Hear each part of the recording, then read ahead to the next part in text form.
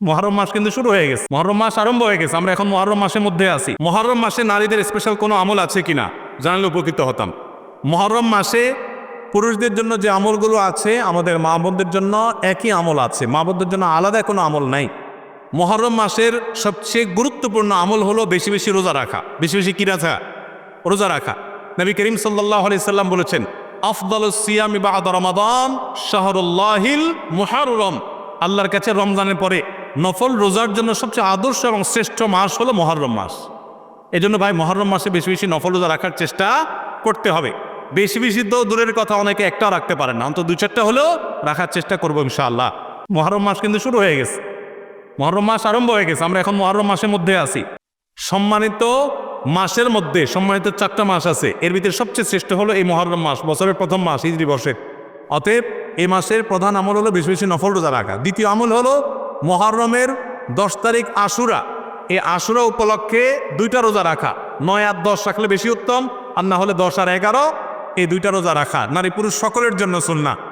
নারীরা যদি মাসিক অবস্থা না থাকেন তারা রাখবেন না, মাসিক অবস্থা না থাকলে তারা রাখবেন না। তাদের নিয়ত থাকলে আল্লাহ তাআলা তাদেরকে এমনিতেই সওয়াব দিবেন ইনশাআল্লাহ। তাহলে মুহররম মাসে আমল হলো বেশি রোজা রাখা, বিশেষ করে আশুরা রোজা রাখা। এর বাইরে মহান উপলক্ষে স্পেশাল কোনো আমল নাই যে এই মাসের জন্য আলাদা করে এটা করণীয় আছে। আশুরার করণীয় বর্জনীয় সম্পর্কে জানতে চাই। 10ই মুহররমকে আশুরা বলা হয়। 10ই মুহররমকে কি বলা হয়? আশুরা। মুহররমের 10 তারিখ এটি কোরআন এবং হাদিসের দৃষ্টিকোণ থেকে খুবই গুরুত্বপূর্ণ এবং তাৎপর্যপূর্ণ একটা দিন। সারা বছরের ফজিলত এবং মর্যাদাপূর্ণ কয়েকটা দিনের একটা হলো আশুরা। মুহররমের 10 তারিখ বা 10ম দিনটি এটি তাৎপর্যপূর্ণ হওয়ার কারণ হলো এই দিনে আল্লাহ রাব্বুল আলামিন পৃথিবীর ইতিহাসে বহু নবী রাসূলকে অন্যায় এবং বাতিলের বিরুদ্ধে বিজয় দিয়েছেন। অনেক বড় বড় ঘটনা এই দিনে ঘটেছে এবং কিয়ামতের আগে আরো ঘটবে। এদিনের সবচেয়ে বড় ঘটনা যেটি ঘটেছে বা সবচেয়ে বড় আলোচিত ঘটনা হাদিসে, সেটি হলো এই দিনে আল্লাহ নবী মূসা আলাইহিস সালামকে আল্লাহ তাআলা ফেরাউনের বাহিনীর বিরুদ্ধে বিজয় দিয়েছে।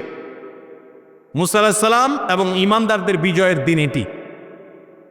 আশুরার 10 তারিখ বা মুহররমের 10 তারিখ বা আশুরা, এটি হলো বিজয়ের দিন মূসা আলাইহিস সালামের এবং বনী ইসরাইলের। ফেরাউন তাদেরকে ধাওয়া করেছে, আল্লাহ তাআলা তাদের জন্য নীল নদে আল্লাহ তাআলা তাদের জন্য নদীর উপরে রাস্তা করে দিয়েছেন। সেই রাস্তা তারা পার হয়ে গেছেন অলৌকিকভাবে।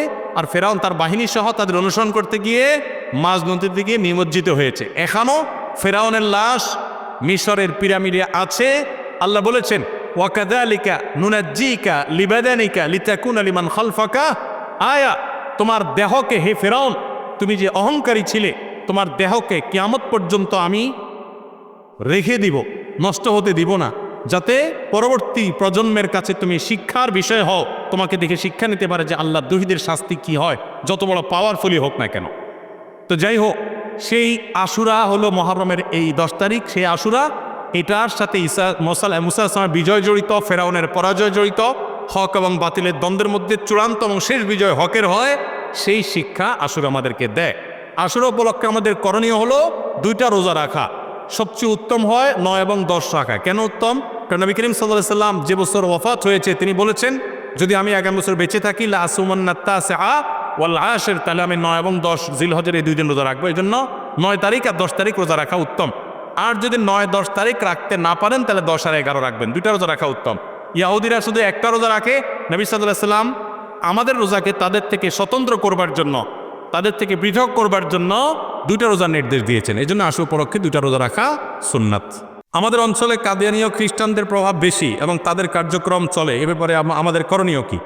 আপনাদের করণীয় হলো ওলামায়ে কেরাম এবং সাধারণ শিক্ষিত ভাইরা সবাই কাঁধে কাঁধ মিলিয়ে প্রতিটা ঘরে ঘরে, প্রতিটা মহল্লায় মহল্লায় কোরআন এবং সুন্নাহর দাওয়াত পৌঁছানো।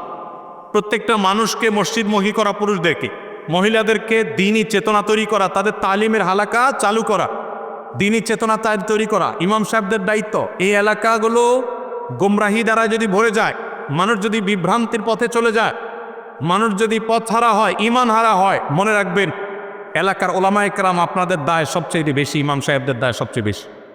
আপনার মসজিদ এরিয়াতে যত মানুষ আছে সবার কাছে আপনার দাওয়াত পৌঁছাইতে হবে। শুধু মসজিদে জুমার খুতবা দিয়ে দিলেন, চাকরি রক্ষা করলেন, নামাজে নামাজ পড়াই দিলেন আর দায়মুক্ত হলেন, খবরদার, এটা যথেষ্ট না। আপনি প্রত্যেকটা দোকানদারকে, প্রতিটা বাড়িওয়ালাকে, প্রতিটা গাড়িওয়ালাকে, প্রতিটা রিক্সাওয়ালাকে আপনি দাওয়াত দিবেন ইসলামের। ইসলামকে এটা বুঝাবেন, ষড়যন্ত্র কি চলছে সেটা বুঝাবেন। সামান্য কিছু টাকার কাছে যেন ইমান বিক্রি না করে। খ্রিস্টানরা তারা চক্রান্ত করে আমাদের সরল মনা মুসলমানদেরকে টাকা পয়সার লোভ দিয়ে বেঈমান করছে। ক্যাডেনরা তারা বিভিন্ন সুযোগ সুবিধার অফার দিয়ে আমাদের সরল মনা মুসলমানদেরকে বেঈমান করছে। মুসলমানকে শিক্ষা দিতে হবে যে পৃথিবীর সমস্ত সম্পদের বিনিময়ে তোমার ইমান বিক্রি করা এটা তোমার সাজে না। এই ইমানের চেতনা যদি আমরা তৈরি করতে পারি, দাওয়াতের কাজ যদি বাড়াতে পারি, তালিমের কাজ যদি বাড়াতে পারি, ইনশাআল্লাহ শয়তানদের শয়তানি চক্রগুলো থেমে যাবে। আমাদের কাঁধে কাঁধ মিলিয়ে যাওয়াতে হবে। সকল মতপার্থক্য ভুলে গিয়ে, আমরা জানি এই অঞ্চলে আপনারা নানা রকম ইখতিলাফের মধ্যে ডুবে আছে। আপনি মুসলমান ভাই, আহলুস সুন্নাত ওয়াল জামাত ভাই, কাঁধে কাঁধ মিলান। সে যে চিন্তার হোক, যে মতাদর্শের হোক, আপনার সাথে হাজার ইখতিলাফ থাকুক, ইসলামের দাওয়াতের কাজে আপনি তার সাথে কাঁধে কাঁধ মিলিয়ে কাজ করেন আর বিরুদ্ধাচরণকারীদের বিরুদ্ধে দাঁড়ান, না হলে এলাকাকে বাঁচাতে পারবেন না। আল্লাহ আপনাদেরকে সেরকম শক্তি এবং সামর্থ্য দান করুন।